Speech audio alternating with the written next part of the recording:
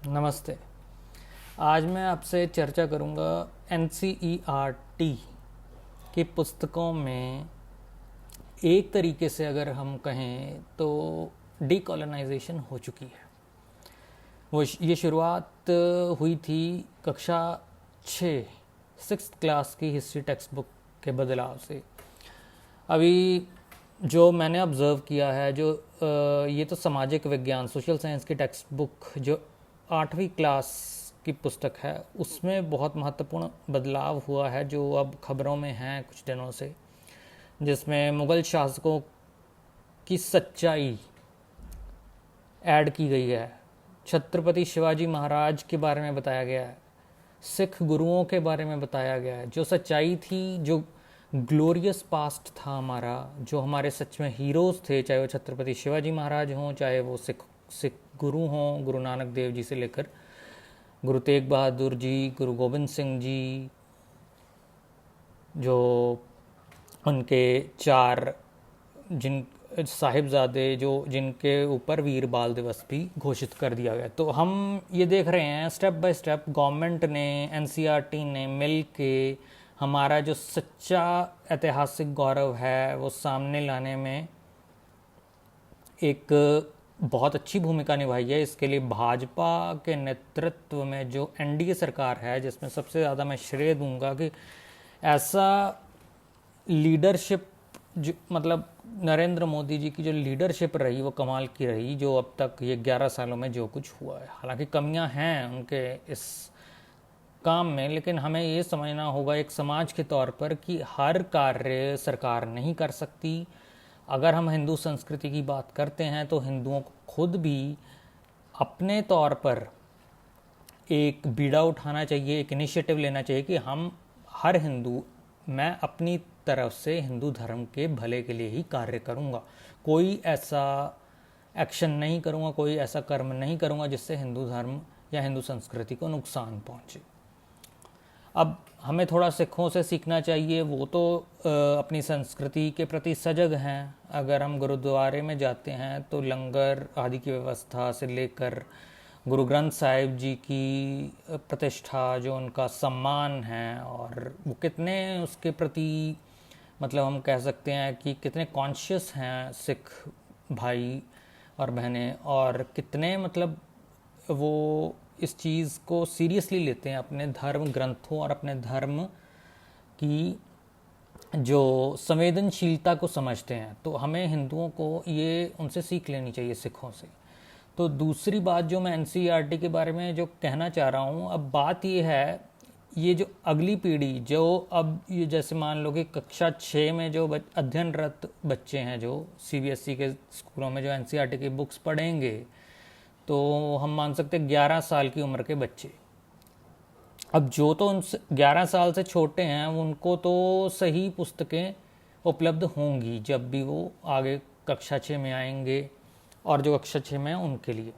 अब जो उसको पास कर चुके हैं मान लो, और जैसे मेरे जैसे लोग जो अब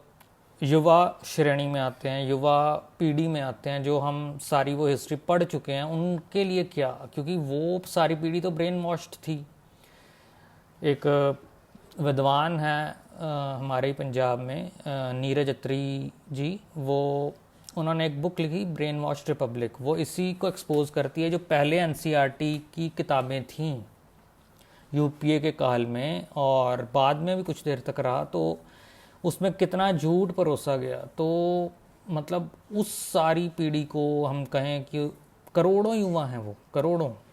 उनमें से कुछ तो चलो ठीक है विदेश चले गए वो, पर फिर भी हमारी जो स्मृति है, जो हमारा माइंड है, जिसमें वो मेमोरीज रहती हैं, वो कहीं ना कहीं वो स्कूल के दिन में छाप बहुत अच्छी तरह से पड़ती है किसी के भी दिमाग पर, क्योंकि तब फ्रेश होता है दिमाग। तो अगर आप वो पढ़ाओगे कि मुग़ल हिस्ट्री में कि मुग़लों ने या औरंगज़ेब उसने मंदिरों को बनवाया या मंदिरों की कंस्ट्रक्शन ये क्या कहते हैं उसे रिपेयर करने के लिए फंड्स दिए, तो ये झूठ मतलब कितनी आसानी से, कितने मतलब जिसे कहते हैं कि कितने ज़्यादा सोफिस्टिकेटेड तरीके से झूठ परोसा गया हमें मुग़लों के बारे में। जिन्होंने लाखों हिंदुओं को मारा,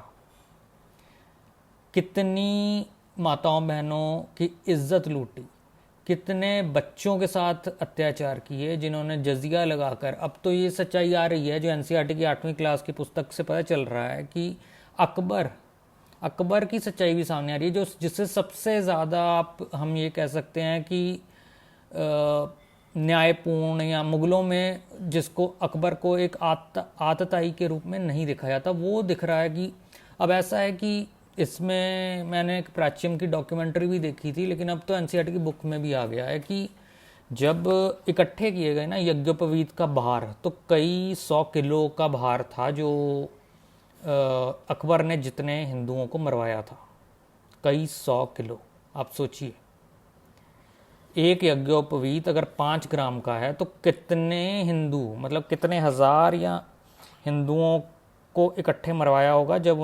उनका यज्ञोपवीत, जो उनका जनेऊ जब इकट्ठे किए गए सब मृत हिंदुओं से, तो कई 100 किलो का वेट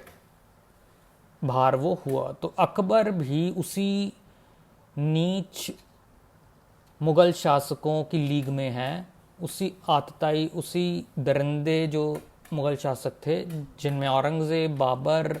हुमायूं, जहांगीर, ये सब थे।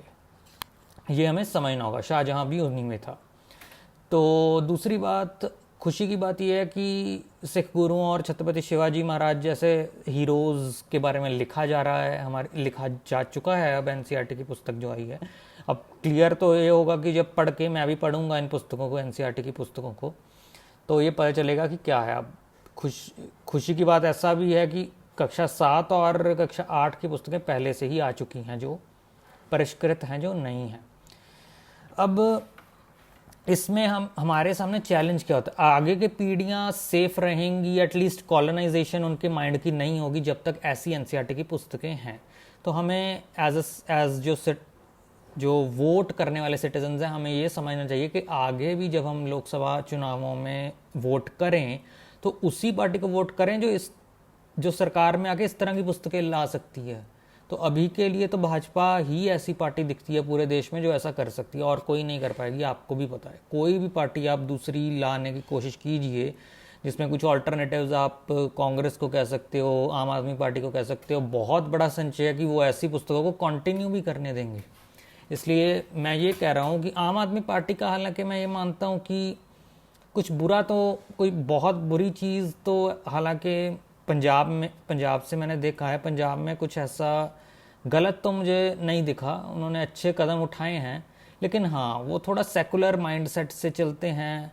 उससे क्या होता है कि जो ट्रू हिंदू लेगेसी है, अब हिंदू होना कोई जुर्म तो है नहीं, अगर सेकुलरिज्म के वजह से आपकी हिस्ट्री छुपती है जो हिंदुओं के हक में है, जो अब हमारा हिंदू इतिहास ही इतना गौरवशाली है, उसको छुपाने से नुकसान होता है। सेकुलरवाद के दृष्टि से अगर हम देखें, सेकुलरवाद से हम छुपा दोगे इतिहास कि सारे मज़हब बराबर हैं, वो ठीक है, आपको बराबर लगते हैं तो आप उससे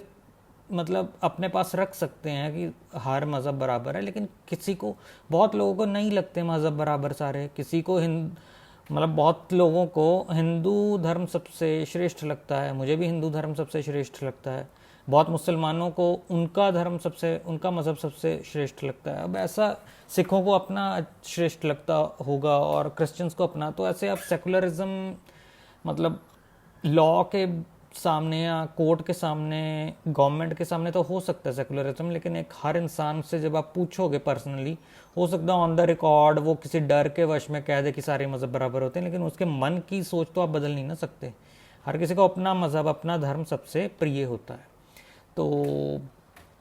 आज मैंने यही बात करनी थी, और हम उम्मीद करते हैं कि अब ये हिस्ट्री कंटिन्यू रहेगी। खुशी है, आगे वीडियो बनाऊंगा मैं आपके लिए जिसमें एनसीईआरटी के पुस्तकों की डिटेल होगी, क्या क्या उनमें लिखा हुआ है। उसके लिए थोड़ा